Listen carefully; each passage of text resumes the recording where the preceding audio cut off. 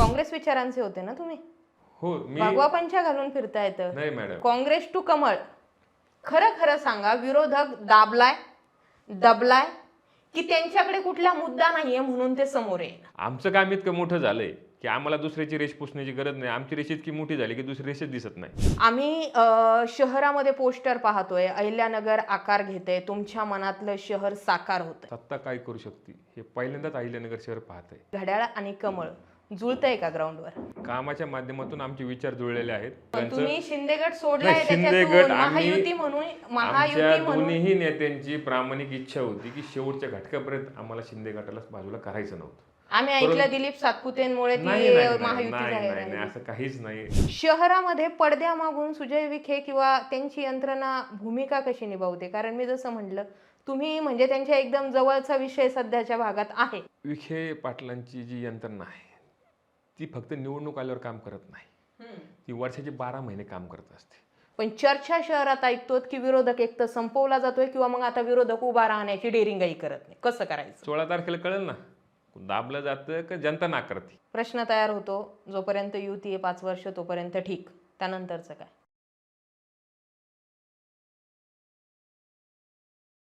नमस्कार, मी विजया वामन. अहिल्यानगर जिल्ह्याच्या महानगरपालिका निवडणुकांमध्ये काय घडतंय? अहिल्यानगर महानगरपालिका मोठी आहे, पण माझ्याकडून तुम्हाला कुठली अपडेटच मिळत नाहीये. नगरसेवक दिसेनात, नेते दिसेनात, महायुतीचा प्रचार दिसतोय, पण महाविकास आघाडीच कुठे दिसेना. आणि या सगळ्या पार्श्वभूमीवरती नेमकं महायुतीमध्ये किंवा राष्ट्रवादी, भाजप या पक्षामध्ये काय सुरू आहे, नेत्यांचं काय चाललंय, नगरसेवकांचं काय चाललंय, हे कानोसा घेण्याचा प्रयत्न केला. आणि मग सगळ्यात जास्त ऍक्टिव्ह नगरसेवक कोण आहे यांच्याशी मुलाखत करायचं मी ठरवलं. त्यामुळे आता महानगरपालिका निवडणुकांच्या दृष्टीने मला ऍक्टिव्ह नगरसेवक किंवा ऍक्टिव्ह उमेदवार म्हणून जो चेहरा दिसला, तो चेहरा शहरालाही माहिती आहे, निखिल वारे. भारतीय जनता पार्टीचे जिल्हा महामंत्री निखिल वारे यांच्यासोबत आपण बातचीत करणार आहोत. प्रभाग क्रमांक 2 ते उमेदवार आहेत.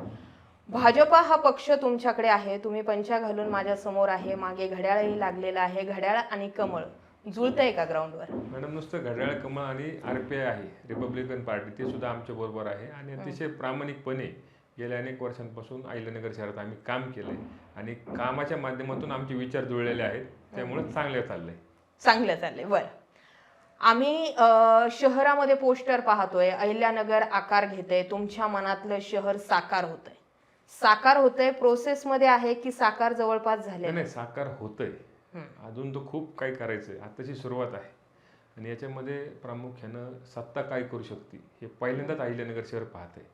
ज्यावेळेसपासून महायुतीची सरकार महाराष्ट्र शासनामध्ये आलंय, माननीय आमदार राधाकृष्ण विखे पाटील साहेब हे जिल्ह्याचे पालकमंत्री झाले आहेत, माननीय आमदार संग्रामभाई जगताप हे सत्ताधारी पक्षाच्या माध्यमातून दोघांच्या प्रयत्नातून अहिल्यानगर शहराला फार मोठा निधी या मागच्या 2-3 वर्षाच्या कालावधीमध्ये मिळाला आहे आणि त्याच्यामुळे आताशी कुठेतरी साकार व्हायला लागले, असं आमचं मत आहे.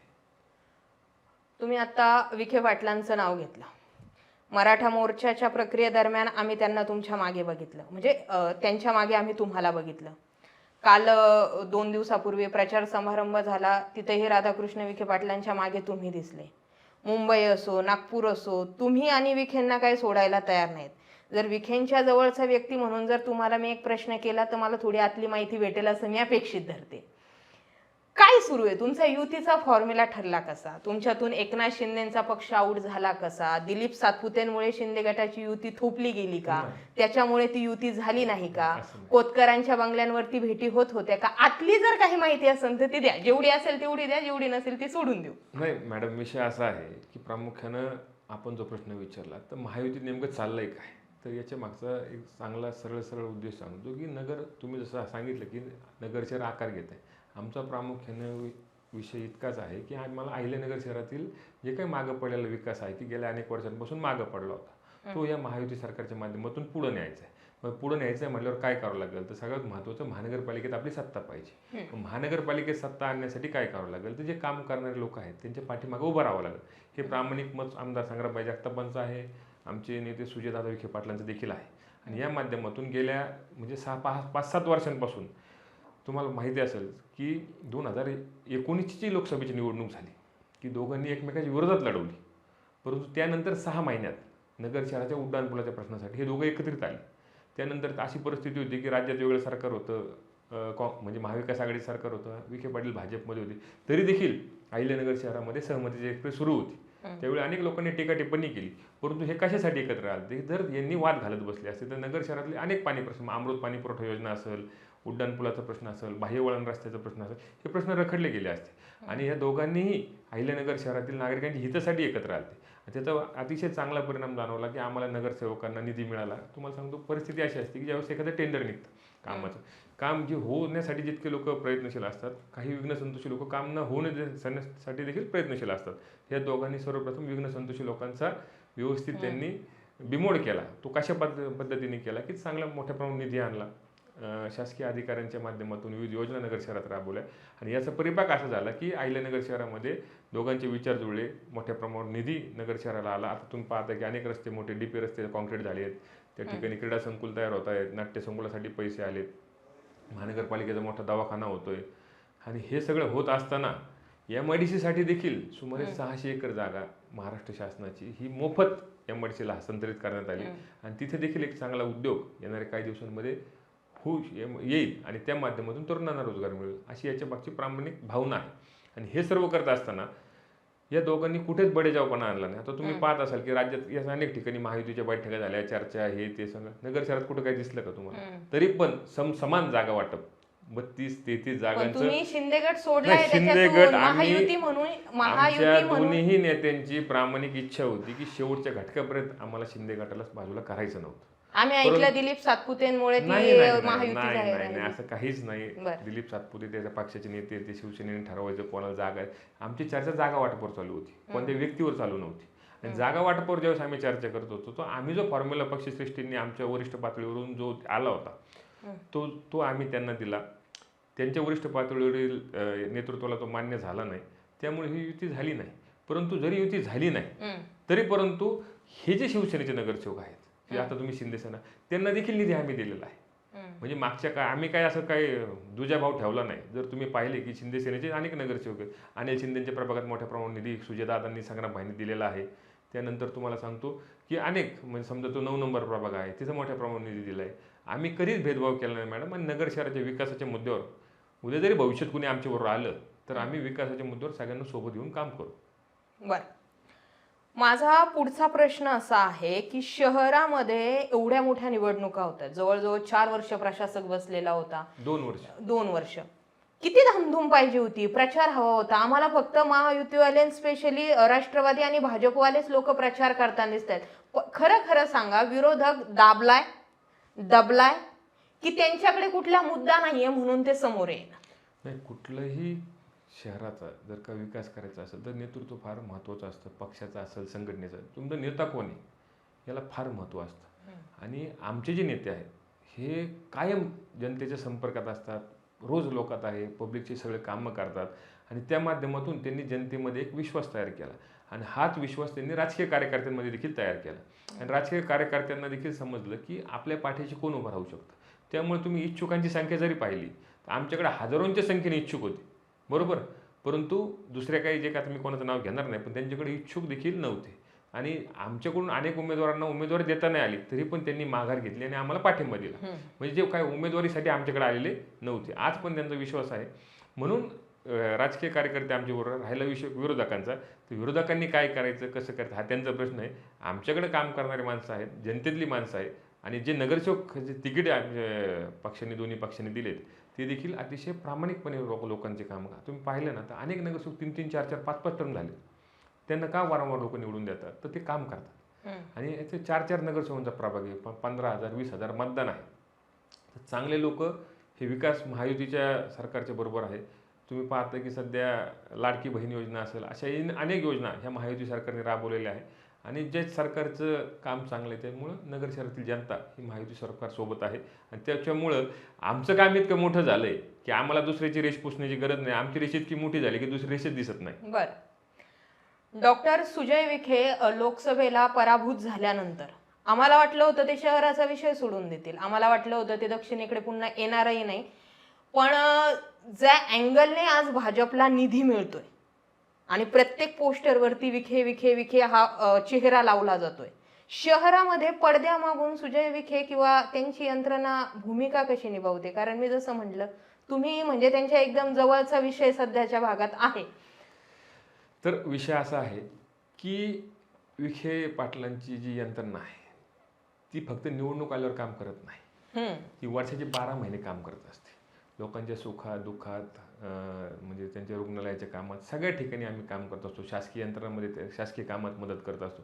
आणि त्यामुळं तुम्हाला मॅडम सांगतो की ज्यावेळेस लोकसभेचा निकाल लागला त्यावेळेस नगर शहर एकमेव असं होतं की 35,000चा लीड हे सुजयदादा विखे पाटलांना अहिल्यानगर शहराने दिलेला होता. त्याच्यामध्ये आमदार संग्रामभाई जगतापांचं आणि राष्ट्रवादी काँग्रेस पक्षाचं, भारतीय जनता पार्टीचं सर्व कार्यकर्त्यांचं मोठं योगदान आहे.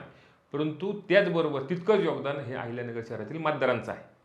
आणि त्याच्यामुळे सुजयदादांनी सांगितलं की नगर शहरातील मतदारांनी आपल्याला कौल दिलेला आहे आणि त्यांना कुठेही असं वाटतं कामं नाही की आपल्याकडून सुजयदादांना आपण मतदान केलं परंतु आपला विकास झाला नाही.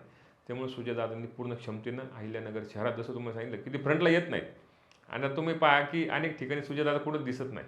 निवडणूक चालू आहे परंतु त्यांची यंत्रणा आणि त्याच्याच बरोबर भारतीय जनता पार्टीची यंत्रणा मान्य आमदार संग्रामभाई जगतापांचं जे यशस्वी नियोजन आहे. मी तुम्हाला सांगतो की मी असे नेते पाहिलेत ना तर त्याच्यात संग्रामभाईंचा जो विषय आहे की त्यांची निवडणूक किंवा राजकारण करण्याची जी पद्धत आहे ना त्याच्यावर अभ्यास केला तर मॅडम पुस्तक लिहू शकतो अशी परिस्थिती आहे. कारण की संग्रामभाईंच्या मनात कायम एकच असतं की नगरकरांच्या हिताचं काय आहे. त्याचबरोबर अशा पद्धतीने त्यांच्या वाटचाल असते की चांगल्यांना देखील त्याचा राजकीय अंदाज येत नाही. आणि याच्यामुळे तुम्हाला नगर शहरामध्ये सध्या जे दिसतं की समोर विरोधक दिसत नाही त्याचा ते राजकारणाचा एक भाग आहे संग्रामभाईंच्या राजकारण.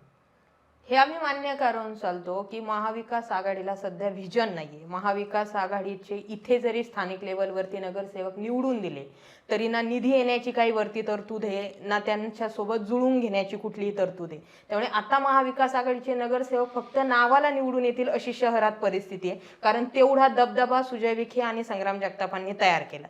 पण मला असं वाटतं की लोकशाहीच्या पद्धतीने निवडणूक ही विरोधक असल्याशिवाय होत नाही. पण चर्चा शहरात ऐकतो की विरोधक एक तर संपवला जातोय किंवा मग आता विरोधक उभा राहण्याची डेरिंगही करत नाही. कसं करायचं? नाही, कुठल्याही शहरामध्ये कोणाला संपवता येत नाही मॅडम. 5 लाख लोकसंख्येचं शहर आहे आणि शेवटी मतदानाचा अधिकार प्रत्येकाला दिलेला आहे. काही जरी झालं तर प्रत्येक मतदार हा मतपेटीत जाऊन मतदान करतो. त्यामुळे आणि आता निवडणूक चालू आहे. 16 तारखेला कळेल ना दाबलं जातं का जनता नाकारते. त्याच्यामुळं जनतेने ज्यांना नाकारलंय त्यांनी म्हणू नये की आम्हाला दाबलं जातंय, संपवलं जातंय. जनता जनार्दन आहे ते मतपेटीतून ठरवून की तुम्ही दाबलेत का संपलेत का तुमचे विचार हे नागरिकांना पटत नाहीत. हा विषय आहे. 5 नगरसेवक तुम्ही बिनविरोध केले, याच्या आधी असं कधी घडलं नव्हतं?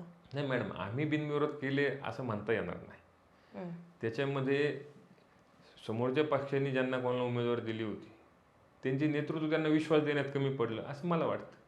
जर ज्यांना त्यांनी उमेदवारी दिली त्यांच्या नेतृत्वाने जर त्यांनी विश्वास दिला असता तर त्यांनी फॉर्म मागे घेतले नसते. कुठंतरी त्यांना असं वाटलं असं मला वाटतं की आपल्याला उमेदवारी दिली परंतु जी ताकद दिली पाहिजे ती दिली जाणार नाही असं झालं असेल कदाचित. त्याच्यामुळे त्यांनी माघार घेतली असेल.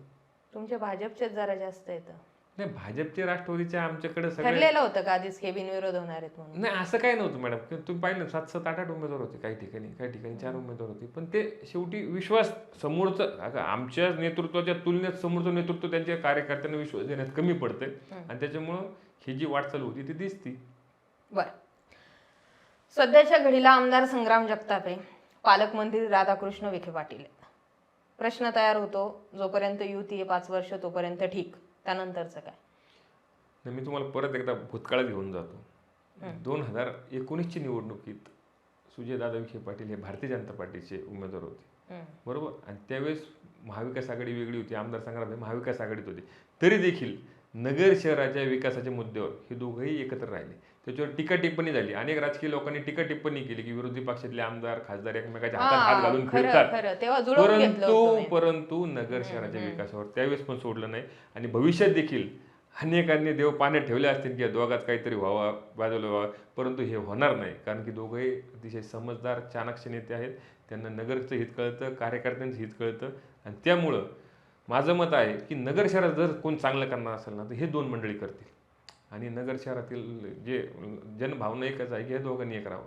हे दोघं जर एक राहिले मॅडम तर तुम्हाला सांगतो संपूर्ण नगर शहराचा विकास तर होतोच आहे.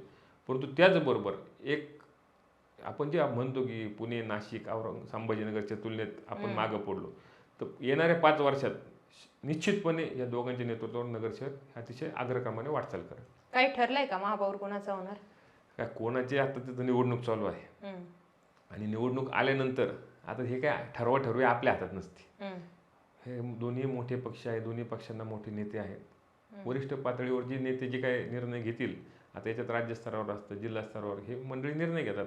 आमदार संग्रामबाई जगताप, सुजयदादा, आमदार साहेब, परत आमचे भारतीय जनता पार्टीचे वरिष्ठ नेते, राष्ट्रपती, ते जे काय निर्णय घेतील तो सर्वांना मान्य असेल. त्याच्यामुळे कोण महापौर होतंय याच्यापेक्षा नगरकरांचं काम कोण करतंय याला फार महत्त्वाचं आहे. आणि आम्ही सर्वजण हे नगरकरांच्या हिताचं काम करणार आहोत. आणि त्यामुळं येणाऱ्या महानगरपालिकेत नगरकर आम्हाला निवडून देतील. कुणी जरी महापौर झालं तर आम्ही सगळे महापौर असणार आहेत. बरं, असे काही नगरसेवक आहेत की म्हणजे तुमच्याही पक्षात आहे, विरोधीही पक्षात आहे, की ज्यांची कामं नाही आहेत. म्हणजे आम्ही थोडीशी लिस्ट काढली की ज्यांचे कामांचा फार मोठा बॅकलॉग आहे. म्हणजे मला असं वाटतं की एखाद्या प्रभागामध्ये एखाद्या नगरसेवकाने जर काम केलेलं असलं तर एखादी पाठी लागलेली असती त्या नगरसेवकाची. कुणी एवढा साधू संत नाही की मी काम केले पण मी पाठी लावणार नाही. मतांसाठी सगळे येतात. मग योगीराज गाडेंचं असेल, विरोधक आहेत तुमचे, पण त्यांचेही त्यांच्या मतदार प्रभागामध्ये कुठलेही कामं दिसत नाही, कामांच्या पाट्या दिसत नाही. तिकडे सातपुतेंचंही तेच आहे. तिथे जी लढत होती, तुम्ही ते विजय पठारे इकडे घेतल्यामुळे तिथलंही गणित बिघडलंय.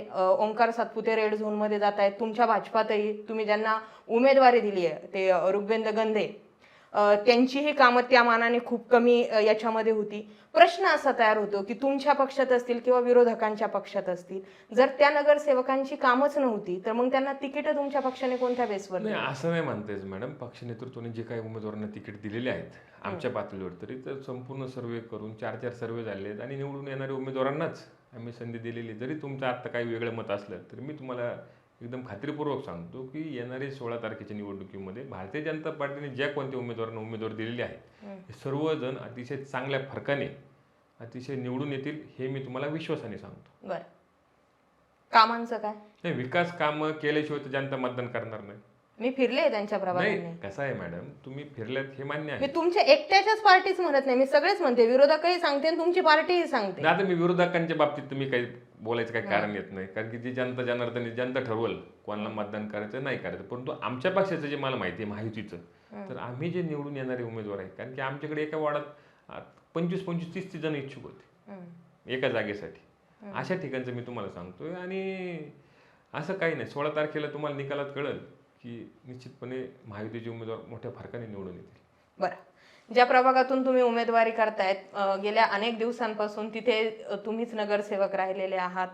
मला नाही वाटत तुमच्या प्रभागांमध्ये काही कामाचं बॅकलॉग असावं, आणि असेल तर ते काय? नाही, तसं नाही मॅडम. निश्चितपणे काही कामं झालीत, काही राहिलीत, ही वस्तुस्थिती मान्य करायला पाहिजे. कारण तुम्हाला सांगतो की प्रभाग आहे आमचे वाडी वादीतले प्रभाग आहेत आणि आम्ही अनेक म्हणजे मोठ्या प्रमाणावर इतिहासात कधी न झाली इतकी कामं आम्ही या टर्ममध्ये केलीत.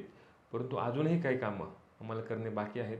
त्याच्यामध्ये कामं मंजूर झालेली आहेत, म्हणजे शासकीय निधीतून टेंडर झाले आहेत, वर्क ऑर्डर झाले आहेत, परंतु कामं प्रोसेसमध्ये आहे. मग जुना पिंपळगाव रस्ता असेल, शिरसाट मळ्याचा रस्ता असेल, आमचे निर्मलनगर परिसर असेल, तिथे जे आमची संजीवनी ठरणारी जी निर्मलनगर पाणी टाकी आहे ती आमची बांधून झाली, तिथपर्यंत पाण्याची लाईन टाकून झाली. येणाऱ्या 2-3 महिन्यामध्ये आम्ही ते संपूर्ण फेज 2च्या माध्यमातून संपूर्ण परिसराला एकाच वेळेस पुरेशा दाबाने पाणी पुरवठा सुरू करतोय. याच्या व्यतिरिक्त काही उद्याने आम्ही विकसित केलीत, काही करायची राहिलीत. अजून महानगरपालिकेचे 2 दवाखाने आम्ही उभे केलेत, अनेक योगाचे हॉल केलेत, परंतु विकास ही न थांबणारी प्रक्रिया आहे. तुम्ही आज एक गोष्ट केली आणि तुम्हाला सांगतो जसं काळ बदलत चालतो, प्रत्येक नागरिकांच्या मागण्या देखील बदलत चालतात. त्या उद्देशाने आम्हाला काम करणं हे क्रमप्राप्त आहे आणि ही निरंतर प्रक्रिया आहे. आणि आम्हाला फक्त एकच आहे की नगर शहराला जो काही निधी भेटतो त्याच्यात निश्चितपणे एक विश्वासाने सांगतो की प्रभाग क्रमांक 2ला हा मोठ्या प्रमाणात मिळतो. बरं बरं, नाही मी म्हटले ना वशिला जरा मोठा आहे तुमचा. शेवटच्या प्रश्नाकडे मी जाते. निवडून जर तुम्हाला द्यायचं असेल तर तुम्ही लोकांना काय आवाहन करा? नाही, माझं प्रामुख्याने मत इतकंच आहे की तुम्हाला कोणाला निवडून द्यायचं हा तुमचा प्रश्न आहे. परंतु माझं मत आहे, माझ्या प्रभागाच्या बाबतीत सांगतो की तुम्ही ज्यावेळेस मतपेटीसमोर जाताल त्यावेळेस 2 मिनटं डोळे बंद करून फक्त एक विचार करा की आपल्या संकटाच्या काळात, कोविडच्या काळात आपल्यासाठी कोणी उभं राहिलं, आपण दैनंदिन जे कामं होते, मग रस्ता, पाणी, वीज, हे कामं कोणाला सांगितले, आपलं कामं कुणी केली, या व्यतिरिक्त विविध शासकीय योजना आपल्या भागात कोणी राबवल्या, आपल्या कौटुंबिक अडचणींसाठी कोण उभं राहिलं, हेच सर्व करत असताना तुमच्याशी अतिशय प्रेमाने सौजन्याने कोण वागलं, कोणाच्या घरी जायची तुम्हाला कधी भीती वाटली नाही, कोणाच्या घरी गेल्यावर तुम्हाला मान सन्मान मिळाला, आणि हे सगळं करत असताना नगरसेवक तुमच्या घरी किती वेळा आला, ते तुमच्या कॉलनीत किती वेळा फिरकला, हे ज्यावेळेस तुम्ही डोळे बंद करून त्याचं हे चिंतन करताल, माझा फोटो माझा चेहरा जर तुमच्यासमोर आला तर निश्चितपणे तुम्ही मला मतदान करा. ज्याच्यासमोर येणार नाही त्यांनी मला मतदान करू नये, एवढंच मी आवाहन करतो. जर मी काम केलंय तर निश्चितपणे माझ्या प्रभागातील नागरिक माझ्याबरोबर राहतील, हा विश्वास मला आहे. आणि तेच येणाऱ्या 16 तारखेला ज्यावेळेस अहिल्यानगर शहराचा महानगरपालिकेचा निकाल लागेल, तर जे काही महानगरपालिकेतील नगरसेवक विक्रमी मतांनी निवडून आलेले असतील, त्याच्यामध्ये आमच्या प्रभाग क्रमांक 2 मधील 4ही नगरसेवक अतिशय विक्रमी फरकाने निवडून येतील अशी ग्वाही मी तुम्हाला देतो. बरं, एक आठवला म्हणून प्रश्न शेवटी विचारते. काँग्रेस विचारांचे होते ना तुम्ही? हो, मी भगवा पंचा घालून फिरता येतं. नाही मॅडम, काँग्रेस टू कमळ. एक लक्षात घ्या, काँग्रेसमध्ये असलं म्हणजे भगव्याचा राग असतेच काही कारण नाही. जरी काँग्रेसमध्ये होतो तरी पण आम्ही छत्रपती शिवाजी महाराजांच्या विचाराला मानणार आहोत. आणि हा वारकरी संप्रदायाचा भगवा आहे, छत्रपती शिवाजी महाराजांचा भगवा आहे. आणि भगवा ध्वज आम्हाला कधीच कोणाचा द्वेष करायचा शिकवत नाही. आणि याच्यामध्ये भारतीय जनता पार्टीमध्ये गेलो किंवा कुठे गेलो तर माझा विचार हा कायम आहे. काल पण माणुसकीचा विचार होता, आज पण आहे आणि उद्या पण राहणार. काँग्रेस पंजाकडून कमळाकडे कसे काय आले? नाही, सर्वात महत्त्वाचं सांगतो की माझे जे नेतृत्व आहे, मी ज्यांच्या नेतृत्वाखाली काम करत होतो, तर ते विखे पाटलांच्या नेतृत्वाखाली मी काम करत होतो. 2019 साली ज्यावेळेस आमच्या नेत्याला काँग्रेस पक्षाने तिकीट नाकारलं, त्यावेळेस नाईलाज असतो त्यांना भारतीय जनता पार्टीत जावं लागलं. त्याचबरोबर आम्ही देखील त्यांचे कार्यकर्ते होते, आम्हाला त्यांच्याबरोबर जाणं क्रमप्राप्त होतो. आम्ही सुजयदादांबरोबर गेलो, लढलो, निवडणूक जिंकून आलो. परंतु हे सर्व करत असताना विखे पाटलांनी देखील कधीच माणुसकीचा विचार आजपर्यंत सोडलेला नाही आणि आम्ही देखील सोडणार नाही. बर, तर बरेचसे प्रश्न आपण जे आहेत ते महानगरपालिका निवडणुकांच्या दृष्टिकोनातून घेतलेले. ऍक्टिव्ह नगरसेवकांपैकी मी शहरामध्ये 1-2च नगरसेवकांसोबत बातचीत केली, त्यातील निखिल वारे एक होते. आणखीही बरेच जण आहेत, वेळ मिळाला तर आपण त्यांच्यासोबतही बातचीत करणार आहोत. प्रश्न असे आहेत की त्यांना जे प्रश्न केले गेले ते पक्षाच्या लेवलवर केले गेलेले आहेत. आपल्याला अपेक्षित तेवढी उत्तरे मिळाली, जी काही मिळणार नाही ते त्यांच्या नेत्यांकडून घेऊयात. पण या सगळ्या गोष्टींमध्ये एक कळतंय, विरोधक नसला तरीही जे उमेदवार लढतायत ते त्यांच्या ताकदीने लढतायत, ते त्यांचे 100% देऊन लढतायत. आता राष्ट्रवादी आणि भाजप नाही तर मग दुसरं कोण, हा ऑप्शन नगरसेवकांपुढे असणार आहे किंवा मतदारांपुढे असणार आहे. त्यामुळे लोक भाजप आणि राष्ट्रवादीपाशी येऊन थांबतायत. या व्यतिरिक्त तुमचं काही मत असेल तर ते कमेंट करून कळवा. तुम्ही आम्हाला आज वेळ दिला, वेळात वेळ प्रचारातून तुम्हाला इकडे वळवलंय, वेळ दिला त्याबद्दल धन्यवाद. धन्यवाद.